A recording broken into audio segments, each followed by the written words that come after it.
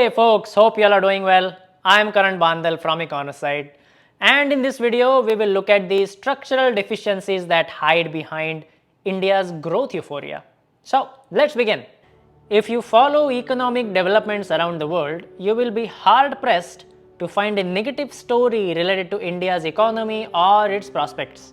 And for good reason, not many countries have made it out of the COVID pandemic better positioned economically than India. India was the fastest growing major economy in financial year 2023 and is expected to keep that title for the ongoing financial year. A massive amount of hard infrastructure is being built in India. Indian government is putting monetary weight behind its promises. They have allocated roughly $120 billion towards capital expenditure in this year's budget alone, a jump of 37% compared to last year. In the medium term, India plans to spend $1.4 trillion on infrastructure through National Infrastructure Pipeline, National Monetization Pipeline, Bharatmala Pariyojana, and many such other avenues. These are not just numbers on a piece of paper. Infrastructure developments are already visible.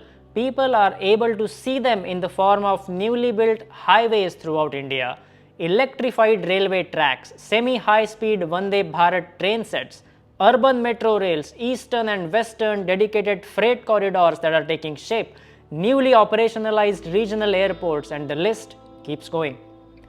Not to forget developments in the soft infrastructure such as newly opened hundreds of millions of Jan Dhan bank accounts, digital payments revolution, GST, and so on. Then we see global firms expanding operations in India as part of their China Plus One strategy. Apple recently opened their first retail stores in India. Apple now manufactures almost 3.5% of all iPhones in India, with a goal of making 25% of all iPhones in India in a few years' time. Not just Apple, from Cisco, Foxconn to HP Enterprise, firms are planning to set up plants to manufacture products in India.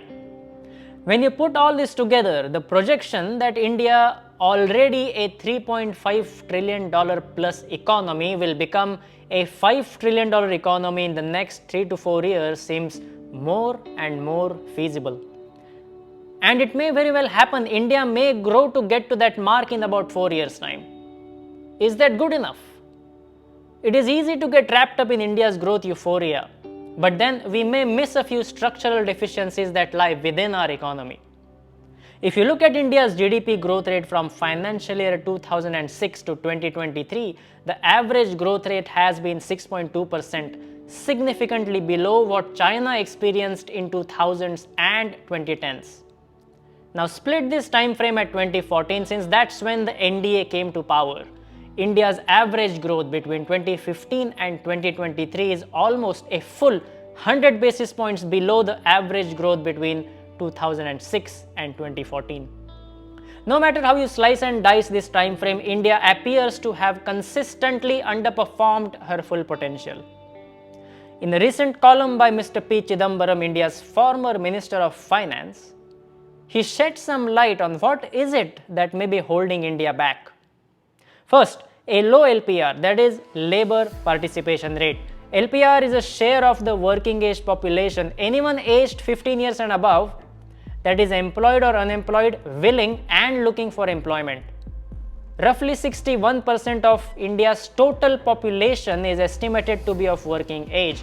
That comes out to be 840 million. In June 2023, the LPR fell below 40%. Female LPR is worse at 32.8%. In other words, less than 336 million Indians, both male and female, were either employed or looking for work. Why are more than 60% of Indians, both male and female, not working or looking for employment? China's LPR stands at 67%. While that of the United States at 62.2%. We can imagine the enormity of India's unutilized human resources. Second, quality of education. The ACR findings on learning levels in reading, arithmetic, and English reflect poorly on the state of the rural education. With such a poor foundation, how can we upskill majority of Indians so that they can take on jobs or responsibilities that require higher levels of learning and technology. Finally, low productivity in agriculture. Look where India's rice and wheat yields stand when compared to China's. China is almost twice as productive as India. Going forward, climate change, migration to cities, water availability, and rising input costs will mean that if farming must remain a worthwhile and profitable activity, productivity per hectare must increase. A cautious take on India's growth potential is also backed by the researchers at the Growth Lab at Harvard University. They use ECI yardstick to predict future growth of a nation. ECI stands for the Economic Complexity Index.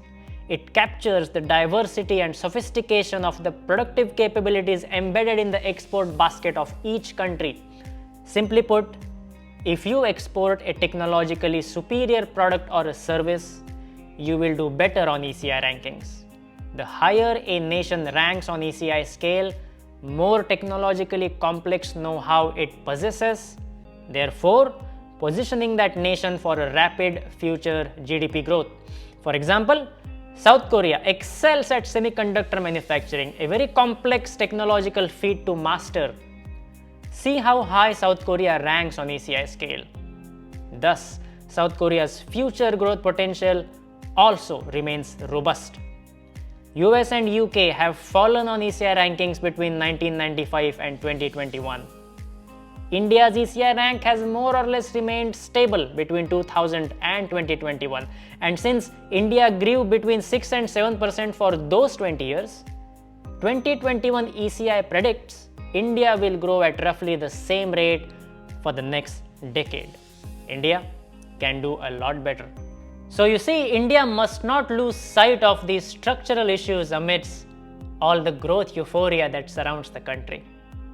I hope you found this analysis interesting. I'll speak with you again next week. Until then, take care.